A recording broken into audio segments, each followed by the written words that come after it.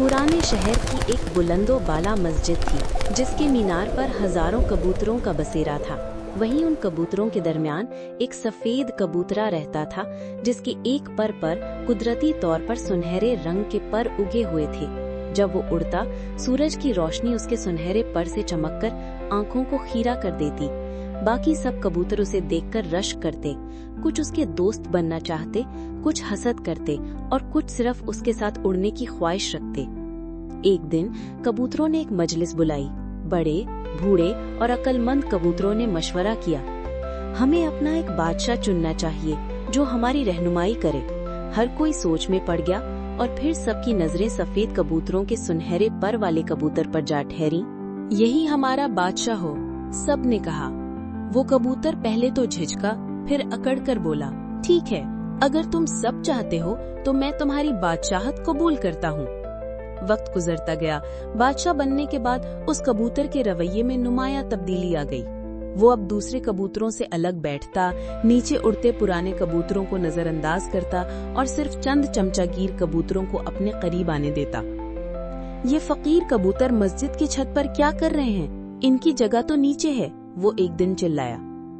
एक दिन उसने हुक्म दिया, आज के बाद कोई भी कबूतर मेरे बगैर उड़ान नहीं भरेगा और जो मुझे पीछे छोड़ेगा वो बागी तसव्वुर होगा।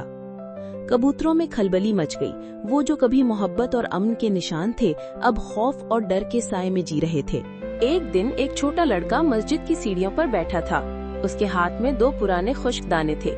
उसने आसमान की तरफ देखा और बोला, या अल्लाह, मुझे खूबसूरत पर वाला कबूतर चाहिए, मैं उसे खेलना चाहता हूँ।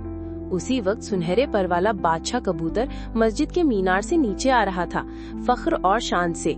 उसके चमकते पर सूरज की रोशनी से ऐसे दमक रहे थे जैसे कोई खजाना उड़ रहा हो। लड़का चौंका, उठा और जल्दी से एक पत्थर उठाकर फेंका। पत्थर सीधा कबूतर के पर लगा। वो तवाजुन खो बैठा और हवा में कुलाबाजियां खाता नीचे आ गिरा। पूरा हुजूम जमा हो गया। सफेद कबूतर का सुनहरा पर टूट चुका था।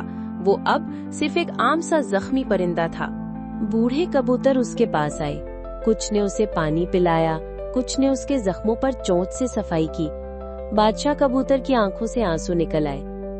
मैं भूल गया था कि पर की चमक ही सब कुछ नहीं, असली बादशाही तो आजी और मोहब्बत से होती है।